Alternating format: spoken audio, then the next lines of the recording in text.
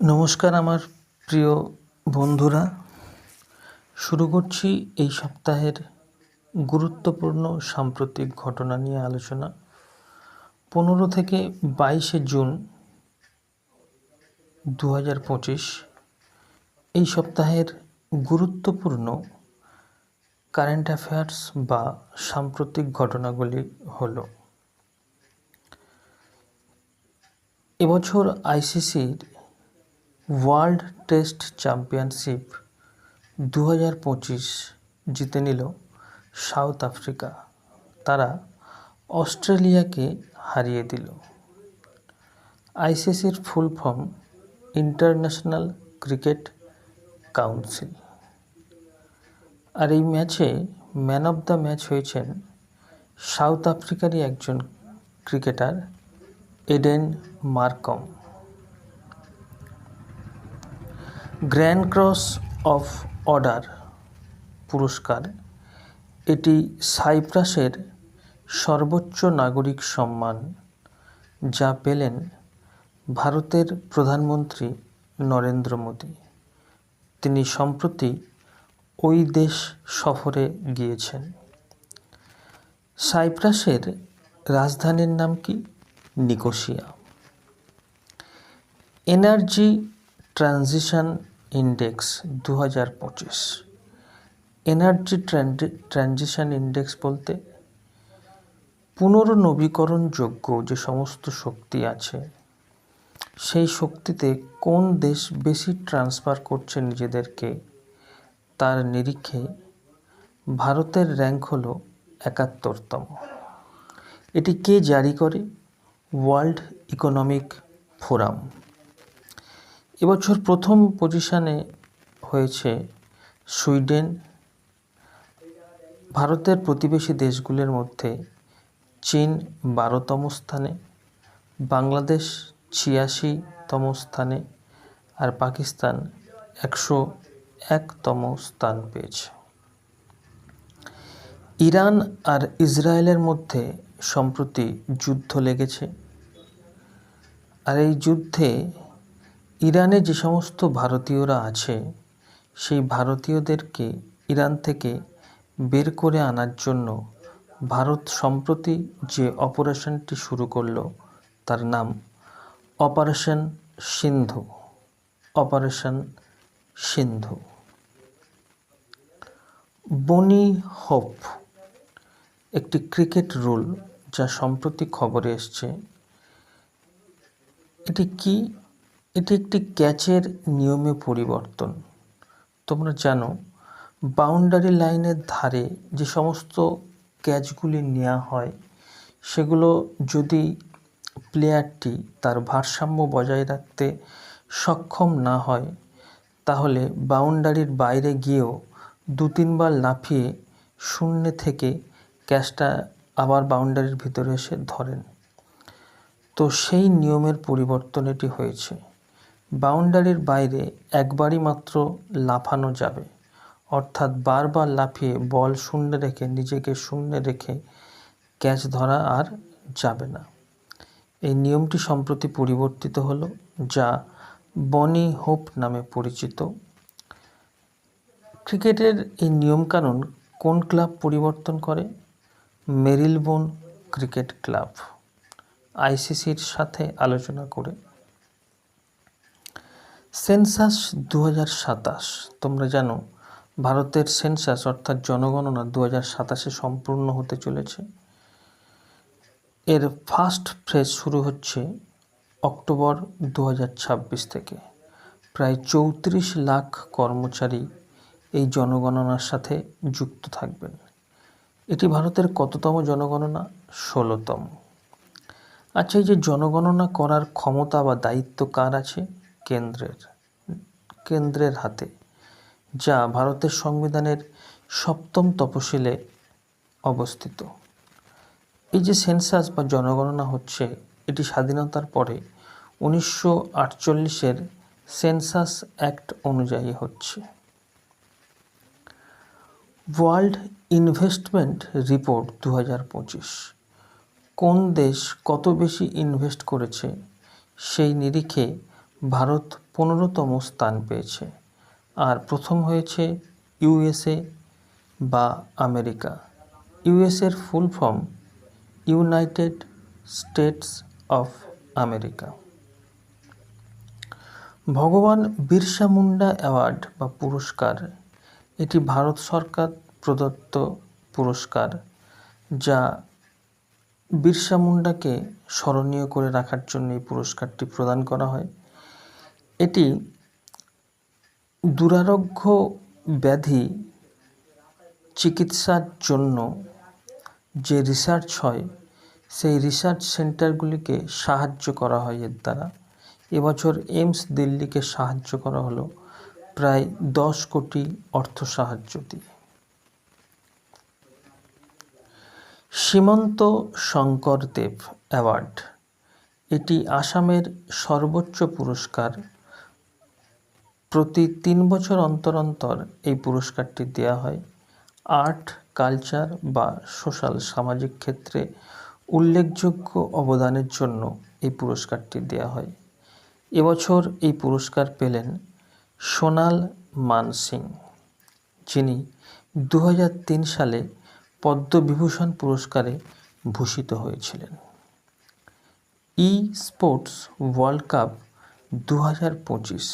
ই sports মানে মোবাইলে ঘরে বসে যে সমস্ত গেমগুলো খেলা যায় সেগুলোকে ই স্পোর্টস বলে। এই ই স্পোর্টসের আবার ওয়ার্ল্ড কাপ হয়, তা 2025-এ আয়োজিত হতে চলেছে। কোথায়? দুবাই। এবং এর গ্লোবাল ব্র্যান্ড অ্যাম্বাসাডার হলেন বিখ্যাত footballer Cristiano Ronaldo. Green line border, যা সাইপ্রাসে অবস্থিত, এটি উত্তর আর দক্ষিণ সাইপ্রাসের মধ্যে বিবাদের স্থল। তো সেইখানে ভিজিট করলেন সেই দেশ সফররত ভারতের প্রধানমন্ত্রী নরেন্দ্র মোদী। SIPRI yearbook 2025। সিপ্রির full form Stockholm International Peace Research Institute, যা সুইডেনে অবস্থিত। বিশ্বে শান্তি বজায় রাখার জন্য এই সংস্থার কাজ হচ্ছে কোন দেশ পরমাণু বোমা কী করছে, যুদ্ধক্ষেত্রে কতটা উন্নতি করছে, সেই সমস্তগুলো দিকগুলো তুলে ধরে বিশ্বে যাতে যুদ্ধ বিমুখ হয়, অর্থাৎ শান্তির দিকে এগোয়, সেই কাজ করে এই সংস্থাটি। এবছর কোন দেশ কত পরমাণু বোমা সংরক্ষণ করেছে তার একটি তালিকা প্রকাশ করেছে, যাতে দেখা যাচ্ছে রাশিয়া সবথেকে বেশি পরমাণু বোমা আছে সেই দেশে, প্রায় 4309টি।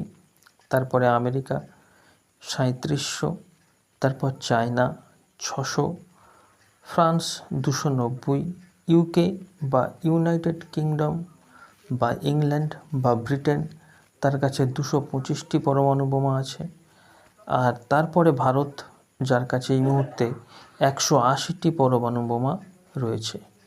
পাকিস্তানের কাছে প্রায় রয়েছে 170টি। মঙ্গোলিয়ার নতুন প্রধানমন্ত্রী হলেন জ্যানদানসহাতার গোম্বোজেভ। ইস্ট এশিয়ার বা পূর্ব এশিয়ার একটি দেশ হলো মঙ্গোলিয়া, যার রাজধানী হলো উলান বাটোর। ইন্টারন্যাশনাল বিগ ক্যাট অ্যালায়েন্স বিশ্বের প্রায় 7টি বড় বিড়াল প্রজাতি, যার মধ্যে সিংহ, বাঘ, চিতা এগুলি পড়ে, তাদের সংরক্ষণের উদ্দেশ্যে বিভিন্ন দেশ এই অ্যালায়েন্সটি করেছে, যার অধ্যক্ষ হলেন ভারতীয় ভূপেন্দ্র যাদব। এবং এর হেডকোয়ার্টার কোথায়? ভারতেরই রাজধানী নিউ দিল্লি। 2025 থেকে 2035 এই 10 বছরকে জলবিদ্যুৎ দশক হিসাবে ঘোষণা করল ভারতেরই এক রাজ্য অরুণাচল প্রদেশ। প্রায় 12টি জলবিদ্যুৎ পরিযোজনা এখানে করা হবে। জলবিদ্যুৎকে উৎসাহ দিতে বা জলবিদ্যুৎ প্রসারকে আরও বাড়াতে এই উদ্যোগ নিয়েছে অরুণাচল প্রদেশ। 2026 বর্ষটাকে স্মরণীয় করতে ইউনাইটেড নেশন এই বছরকে international Year of Woman Farmer হিসাবে ঘোষণা করল। বিশ্বের যে সমস্ত মহিলা কৃষক আছে তাদের কাজকে উৎসাহ দিতে এবং তাদের কাজকে স্বীকৃতি দিতে এই বছরটাকে International Year of Woman Farmer হিসাবে ঘোষণা করল। 2025 আইসিসি ওয়ার্ল্ড কাপ মহিলাদের জন্যে আয়োজন করতে চলেছে ভারত আর শ্রীলঙ্কা। এখানে ভারতেই হওয়ার কথা ছিল, কিন্তু ভারত আর শ্রীলঙ্কাতে আয়োজন হওয়ার কারণ হচ্ছে তোমরা জানো পাকিস্তান ভারতে খেলতে আসে না, সুতরাং পাকিস্তান ভারতের যে সমস্ত ম্যাচ হবে সেগুলি শ্রীলঙ্কাতেই আয়োজিত হবে। আচ্ছা, প্রথম মহিলাদের বিশ্বকাপ কবে আয়োজন হয়েছিল? 1973। কোথায়? ইংল্যান্ড। মোবাইল বেসড ভোটিং, অর্থাৎ মোবাইলের মাধ্যমে বাড়িতে বসেই ভোট প্রদান করা হবে, এই ফ্যাসিলিটি প্রথম আয়োজন করতে চলেছে বিহার। বিহারের মিউনিসিপ্যালিটির যে ভোট হবে সেই ভোটে যে সমস্ত মানুষ অসুস্থ, যারা বাড়ি থেকে বেরোতে পারবে না, তাদের জন্যে এই ব্যবস্থা।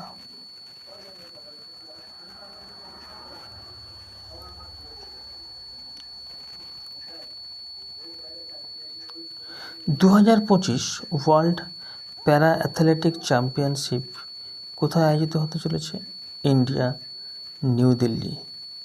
এর এবছরের ব্র্যান্ড অ্যাম্বাসাডর হলেন কঙ্গনা রানাউত। আচ্ছা, প্রথম ওয়ার্ল্ড প্যারা অ্যাথলেট কোথায় আয়োজিত হয়েছিল? জার্মানি, 1994। গ্লোবাল লাইভেবিলিটি ইন্ডেক্স 2025, অর্থাৎ বিশ্বের মধ্যে কোন দেশের কোন শহরে সবথেকে বেশি বাস করার সুবিধে, সেই নিরিখে 1 নম্বর হয়েছে কোপেনহেগেন, ডেনমার্কের রাজধানী। ভারতের কোনো শহরই 100-র মধ্যে স্থান পায়নি। দিল্লি পেয়েছে 120 নম্বর স্থান, আর মুম্বাই পেয়েছে 121 নম্বর স্থান। গুগল তাদের সেফটি ইঞ্জিনিয়ারিং সেন্টার প্রথম ভারতে খুলতে চলেছে হায়দ্রাবাদ, যা তেলেঙ্গানার একটি শহর। ফ্রন্ট রানিং শব্দটি কার সাথে যুক্ত? Share market. সম্প্রতি সেবি অর্থাৎ security exchange board of India, যা 1988 সালে প্রতিষ্ঠিত হয়, তার কাজ হচ্ছে এই শেয়ার মার্কেট সংক্রান্ত বিষয়গুলো দেখাশোনা করা। যারা 11 জনকে ব্যান করলো, বিখ্যাত মানুষ তারা, তাদের কাজ কি ছিল? তারা বিভিন্ন কোম্পানির সাথে লিঙ্কড হয়ে টিভিতে এসে মানুষদেরকে উপদেশ দিত যে এই শেয়ারটা কেন, ওই শেয়ারটা কেন। ফলে সাধারণ যে রিটেলার মানুষগুলি তাদের কথায় উৎসাহিত হয়ে সেই শেয়ারগুলো কিনত, শেয়ারগুলির দাম বেড়ে যেত, সঙ্গে সঙ্গে কোম্পানিগুলো আবার সেই শেয়ারগুলি বেচে দিত। ফলে আখেরে কোম্পানির সঙ্গে তারা একটা টাই আপ করতো, যে বিষয়টা জানতে পারে সেবি, এবং তাই প্রায় 11 জনকে ব্যান করলো। তো বন্ধুরা, এই ছিল এই সপ্তাহের কারেন্ট অ্যাফেয়ার্স। কেমন লাগলো তোমাদের? আশা করি ভালো লেগেছে।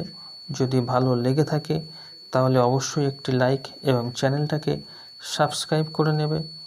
ধন্যবাদ, নমস্কার, ভালো থেকো সবাই।